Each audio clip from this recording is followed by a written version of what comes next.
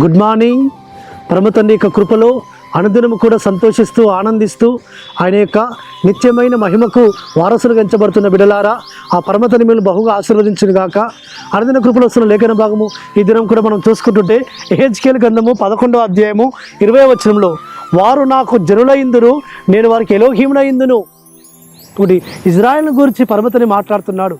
కాబట్టి చెదరగొట్టబడిన ఆయా దేశంలో నుంచి వారిని సమకూర్చి ఇజ్రాయెల్ దేశానికి నడిపించినప్పుడు వారు స్థిరపరచబడి వారు పాత విగ్రహాలను తీసివేసుకొని వారి యొక్క స్థితిగతులు మార్చుకొని వారి ఉదయాలలో నన్ను వారు ఎలోహిముగా వారు ప్రతిష్ఠించుకుంటారు. కాబట్టి వారు నాకు జనులైందురు, నేను వారికి ఎలోహిమునైందునని పరమ తండ్రి వారి గురించి మాట్లాడుతున్నాడు.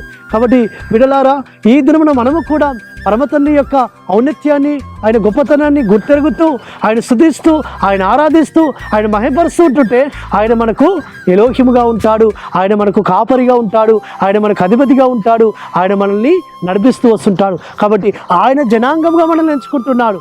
కాబట్టి వారికి ఎలోహిమునైందును, వారు నాకు జనులైందురు అంటున్నాడు. కాబట్టి ఆయన మన మధ్యలో సంచరిస్తాడు, ఆయన మన మధ్యలోకి వస్తాడు, మన మధ్యలో ఆయన చక్కగా మనతో ఆయన నివాసం చేస్తాడు. కాబట్టి ఆ పరిశుద్ధాత్ముడు మన మధ్యలో నివసిస్తాడు సుమా. కాబట్టి ఏ సర్వశక్తుడు ఏ జనాంగంకు సమీపంగా లేనంతగా ఆ సర్వోన్నతుడు మనకు సమీపంగా వస్తాడు, మన మధ్యలోకి వస్తాడు. కాబట్టి నేను వారి మధ్యలో సంచరించేదను, నేను వారి మధ్యలో నడిచేదను, వారి యందు నా మనసు అసహ్యపడదు అని పరమతని వాగ్దానం చేస్తూ వచ్చాడు. కాబట్టి ఎప్పుడైతే మనం ఆయన ఆజ్ఞలు అనుసరించి దీనులమై సాత్వికులమై నడుచుకొని ఆయన ఆశ్రయిస్తూ అయ్యా నీవే నాకు కావాలని ఆయన మనం వేడుకుంటే ఆయన మన మధ్యలోకి దిగి వస్తాడు సుమా.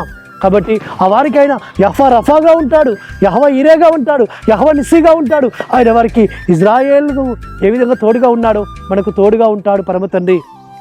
కాబట్టి ఆయన అంటున్నాడు, మనలోంచి రాతి గుండెను తీసివేసి మాంసం గుండెనిచ్చి వారికి నేను భయభక్తుల జీవితాలు నేను నేర్పేదను అంటున్నాడు. కాబట్టి మనలో ఇంకా ఎవరైనా కఠిన ఉదయులై ఆయన సేవించకుండా ఉంటే ఇప్పుడైనా పరమతని సేవిస్తూ ఆయన గణపరుస్తూ ఆయన మహిమపరుస్తూ ఉంటుంటే ఆయన వారికి ఎలోహిముగా ఉంటాడు. కాబట్టి యెహోవా తమకు ఎలోహిం గల జనులు ధన్యులు, ఆయన వారికి తనను స్వాస్థ్యంగా ఏర్పాటు చేసుకున్న జనులు ధన్యులు. కాబట్టి ఆయన లేఖనాలు సేవించబడినాయి, ఆయన తనకు స్వాస్థ్యంగా ఏర్పాటు చేసుకున్న జనులు ధన్యులు అంటున్నాడు. కాబట్టి అట్టి ధన్యతలోనికి పరమతండ్రి మనం నడిపిస్తున్నాడు.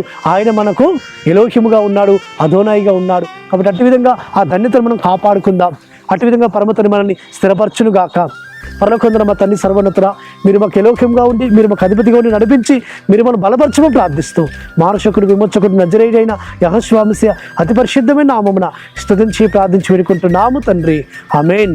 సర్వోన్నతుడు సర్వాధికారి అయిన ఎలోహిముని యెహోషువ మెస్సియా కృప ఆయన నిరంతరం మనకు తోడుగా ఉండి మనల్ని బలపరిచి నడిపించునుగాక. ఆమేన్.